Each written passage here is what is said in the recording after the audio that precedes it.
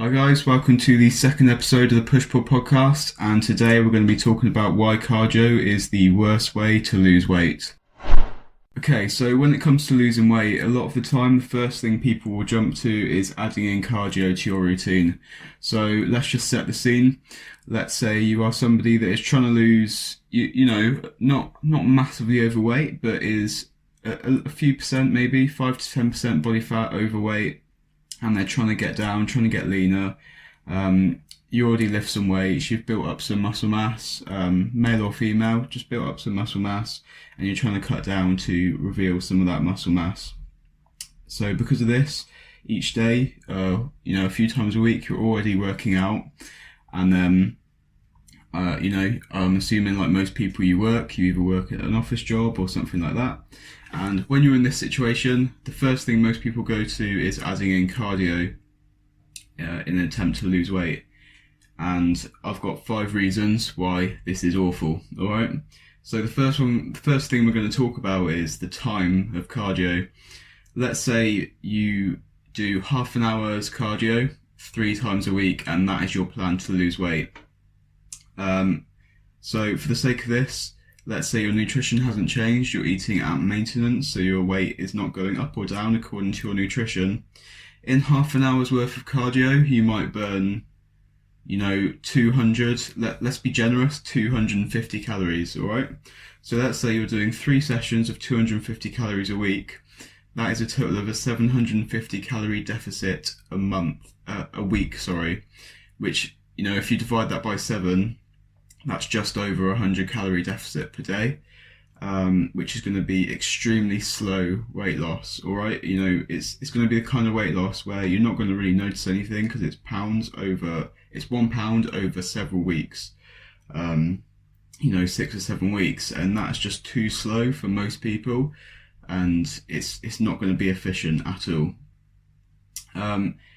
So that means to speed up your rate of weight loss, you're going to need more time. So let's say you bump those to an hour. Okay, so you're now doing 500 3 times a week. That's still going to be slow.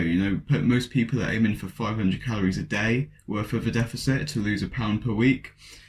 This is giving you 1,500 calorie deficit per week, and you've already given up 3 hours of your valuable time. So what people do is they add in another session and another session and another session, and before you know it, 7 days a week you're doing an hour of cardio.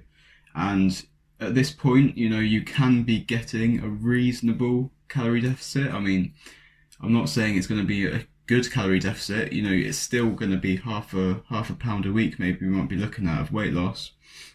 But look at the time you've given up. You're giving up an hour a day, 7 days a week, and if once that stops, once that cardio is no longer enough to continue your weight loss, what happens then?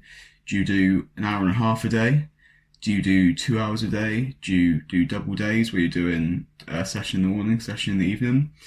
So unless you have all the time and patience in the world to give to cardio, you really have to think about whether this is going to be something that you can do to lose weight. And I'm telling you now, it's not. It's a really bad way to lose weight, alright?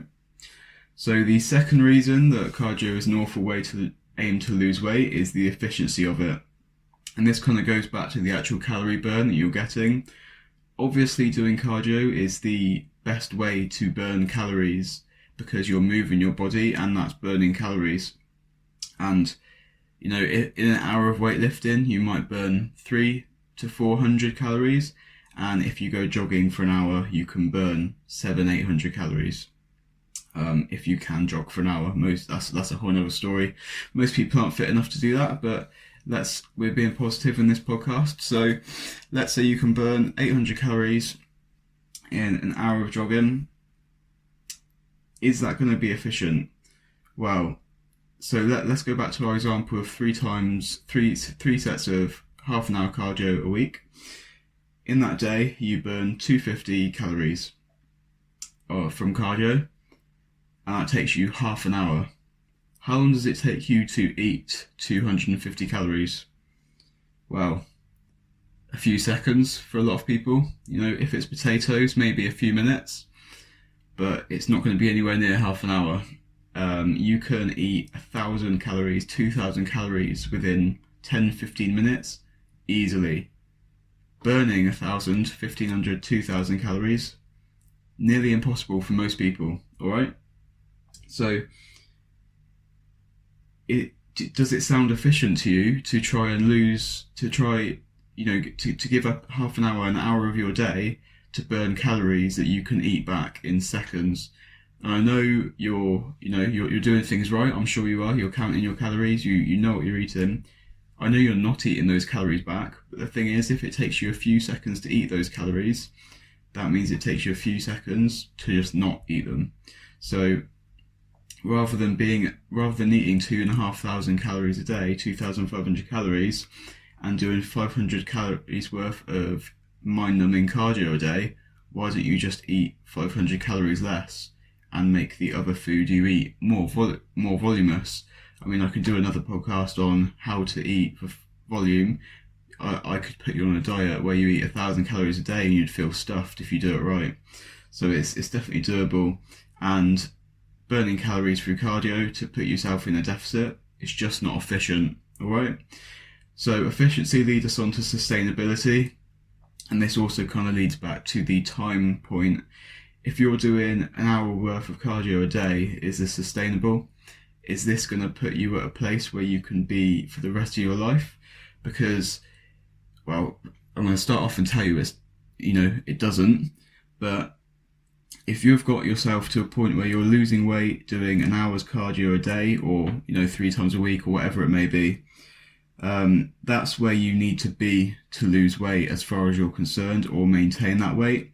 If before you were gaining weight very slowly, as most people are in their life, and now you've managed to offset that by doing a ton of cardio, as soon as you take away that cardio and you're eating the same as you already were, because that didn't change during your time doing cardio, guess what? You're going to start putting weight back on, and it's going to come back quicker than it did the first time, because your total daily energy expenditure is going to be lower as your body physically weighs less in that time. So imagine before you were walking around holding a dumbbell that was 5 kilograms, and you've now put that down as you've lost 5 kilograms. Now you're going to be burning less calories each day. So when you go back to your old ways of eating, minus the hours and hours of cardio, you're going to gain weight, and it's going to come back fast.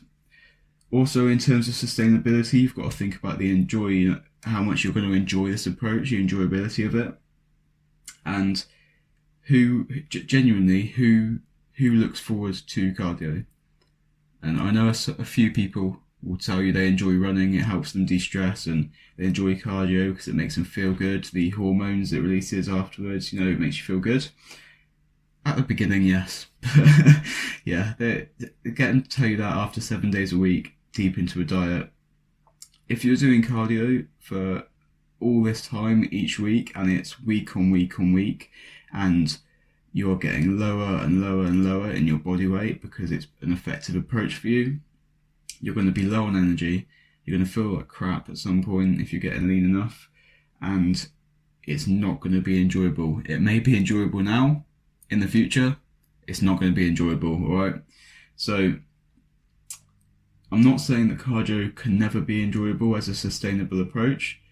Obviously, there is a way to do cardio and enjoy it forever. But what I'm saying is, a way where you're trying to do cardio daily or every other day, whatever it may be, in order purely to lose weight, taking away the other benefits of cardio, your heart and your health, purely to lose weight and burn calories, that is not going to be enjoyable in the long term. It's not going to be sustainable, and therefore, if it's not sustainable, full stop, it's not a good approach to losing weight, despite anything else I talk about on this episode, alright? The next thing is muscle loss. So as I said at the beginning, we're saying that you're somebody that has a decent shape, you built up some muscle, but even if you're not, this is going to apply to you. If the way that you're putting yourself in a deficit is by doing a ton of cardio, that is telling your body to prioritize to get better at doing cardio, because it's a skill, and the more you do something, the better you get at it. That's why when you play guitar, you get good at guitar. That's why when you run, you get faster, okay? So you're practicing that skill, and the way that your body is going to respond to practice of a skill and to get better at that skill is to make itself lighter, make itself more mobile. And the way it's going to do that is by condensing your muscle. So your muscle is going to be dense, it's going to look smaller, all right? You might lose it, it might just be more dense, but visually it's going to be smaller. And that means that when you're losing weight, it may be that instead of 90% fat and 10% muscle, it might be like 30% muscle, 70% fat. That's one possibility. Or the other possibility is, because you're not encouraging muscle retention throughout this process, once you do get to your goal weight or your goal body fat, you won't actually look that much different. So the reason when you see these models, like muscle models and that kind of thing, they will lose a few kilograms of fat and look absolutely shredded, okay? That's because they peeled away some layers of fat to reveal muscle beneath. If you took away all their muscle, they would just look like a shrunken down version of what they did a few kilograms heavier.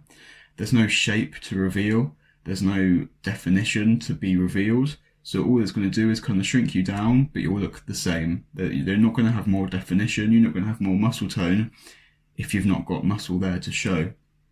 So when you're doing cardio and you're not encouraging muscle retention, if anything, you're encouraging muscle loss, you're going to lose muscle, and as you lose weight, you're not going to look better, you're just going to look physically smaller. And for some people, that might be what you want. That's completely fine. If that's what you want, then you do it. But I know most people, when they lose weight, they want to look more toned, they want to look healthier, they want to look fitter, and that's not going to happen if you're not encouraging muscle retention. If you're just hopping on cardio, you're not going to get a better shape as you lose weight, I promise you that. So this leads us on to the very last point, which is just a quick one. It is talking about hunger. So when you are running away or cross-training away or rowing away or however you like to do your cardio, after an hour's worth of cardio, you get off and you feel hungry. The first thing you get home, after a shower maybe, the first thing you want to do is shower, and then the next thing you want to do is eat. And what you've got to think about is, let's say you burn 500 calories and then you eat a meal when you get home that is 500 calories, just for argument's sake. You've got to think, would you have eaten that meal if you didn't do cardio? If you would normally eat 3 meals a day, and those 3 meals would put you at 2,000 calories, but then you start adding in an extra meal because you're so hungry after doing cardio, that means that you've kind of cancelled out that cardio, and your calorie intake or calorie deficit would be exactly the same regardless of the cardio. So basically what you've done is you've wasted half an hour of your time doing cardio, you've wasted money on food, and you've wasted all that energy that could have been put into something more productive, such as weight training. So that's one side of the story. That's somebody that is going to let themselves eat more. However, most people in the fitness, weightlifting kind of space anyway, have that restraint to stop themselves eating that extra meal. However, this goes back to the enjoyability. If you were eating 2,000 calories and that was helping you lose weight, and then you start doing cardio, you will be losing weight, yes, but because of the cardio, you'll be a lot more hungry. It's going to spike your hunger, and then you're going to be wanting to eat more, whether you do or not. So in this situation, you're going to be feeling really hungry, and it's going to make the whole process a lot less enjoyable. If it's not going to be enjoyable, you're going to feel crap, you're going to feel grumpy, you're going to annoy your boyfriend, annoy your girlfriend, and this is going to lead to you not being able to sustain your approach, and therefore it's going to be an awful way to try and lose weight.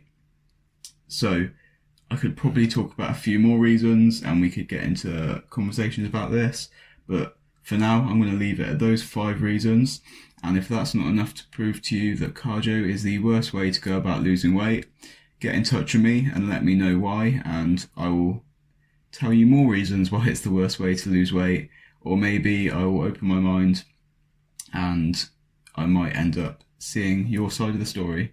So get in touch with your opinions and look out for the 3rd episode of the Push Pull podcast. All right, thanks for listening, guys, and I'll speak to you soon.